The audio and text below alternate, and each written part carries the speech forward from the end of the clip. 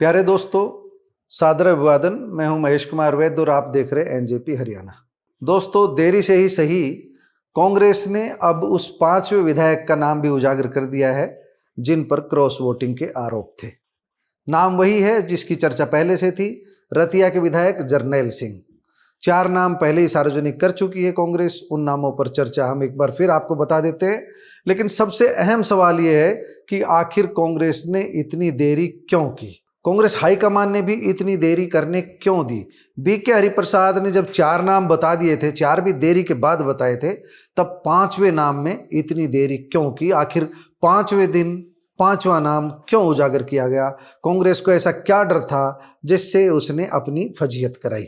और इस फजीहत के बारे में हम नहीं कह रहे, कांग्रेस के पूर्व प्रवक्ता वेद प्रकाश विद्रोही ने बड़ी कड़ी टिप्पणी की है। हम विद्रोही की टिप्पणी आपको पढ़कर सुना रहे हैं। विद्रोही की बात सुनने से पहले हम आपको बता दें कि अब तक जो 4 नाम सामने आए थे, उनमें से 4 नाम थे नारायणगढ़ की विधायक शैली चौधरी, शाढौरा के विधायक रेनू बाला, पुनाना के विधायक मोहम्मद इलियास और हथीन के विधायक मोहम्मद इजराइल। इनको पहले ही नोटिस जारी किया जा चुका है।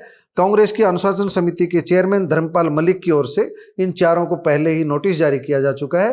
5वें विधायक जरनैल सिंह को अब नोटिस भेजा जाएगा। दैनिक भास्कर ऐप के अनुसार अनुशासन समिति के सदस्य सचिव एडवोकेट रोहित जैन ने इसकी पुष्टि भी कर दी है, जरनैल सिंह के नाम की पुष्टि भी कर दी और साथ ही उन्हें नोटिस भेजे जाने की भी पुष्टि कर दी है। यानी कि अब 5वें को नोटिस भेजा जाएगा। अब हम आपको बता दें कि विद्रोही ने क्या कुछ कहा, और विद्रोही की बात दमदार है। वो अपनी पार्टी को कितनी खरी खोटी सुनाई आप समझ सकते हैं। मैं हूबहू बता रहा हूं। विद्रोही ने एक बयान में सीधे सीधे ये कहा है कि कांग्रेस की सबसे बड़ी समस्या यह है कि यह पार्टी न तो समय पर निर्णय करती है और न ही समय पर बोलती है।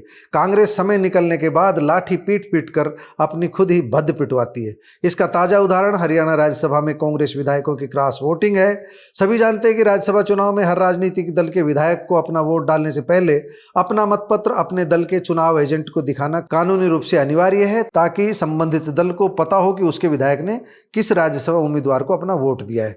स्वाभाविक है कि 16 मार्च को हरियाणा कांग्रेस के जिन विधायकों ने कांग्रेस उम्मीदवार को वोट देने के बजाय भाजपा समर्थित निर्दलीय उम्मीदवार के पक्ष में वोट दिया था, उसकी जानकारी चुनाव एजेंट बीके हरिप्रसाद पार्टी के हरियाणा प्रभारी भी हैं और नेता प्रतिपक्ष भूपेंद्र सिंह हुड्डा को तत्काल हो गई थी, क्योंकि दोनों की यही ड्यूटी थी। फिर सवाल उठता है कि क्रॉस वोटिंग करने वाले विधायकों के नाम 2 दिन तक क्यों नहीं बताए गए? अब तो 3 दिन हो गया है।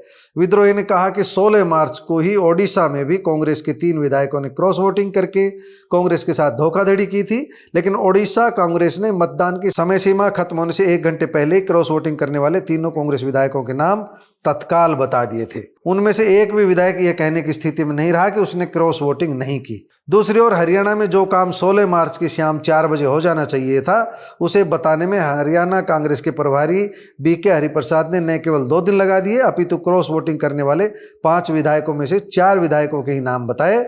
और विद्रोही ने तो यह भी सवाल पूछा था अपने बयान में कि 5वां कौन, लेकिन 5वां विद्रोही जी हम आपको बता देते हैं, नाम सामने आ चुका है, जरनैल सिंह। रतिया के विधायक जरनैल सिंह हमने बता ही दिया है। लेकिन कांग्रेस के लिए शुभ संकेत नहीं है कि ढुलमुल टरकाऊ छिपाऊ दबाऊ रवैया अपनाया जाए। बड़ी अच्छी बात वेद प्रकाश विद्रोही ने की है, पार्टी को नसीहत दी है। विद्रोही समय समय पर नसीहत देते रहते हैं, बड़बोले हैं लेकिन नसीहत दे देते हैं कई बार। देखिए, 16 मार्च को चुनाव हुआ था, आज 20 मार्च है।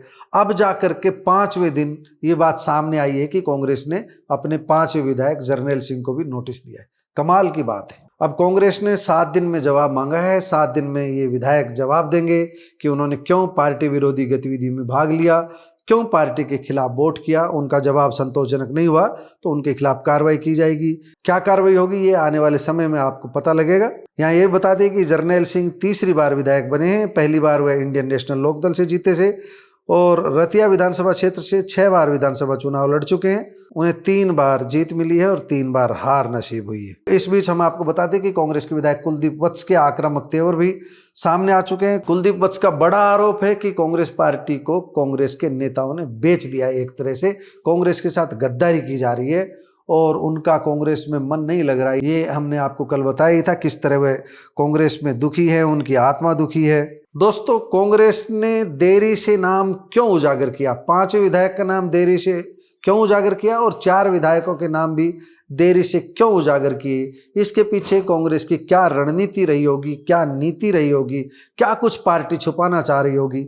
आप अपनी राय जरूर दीजिएगा कमेंट बॉक्स में।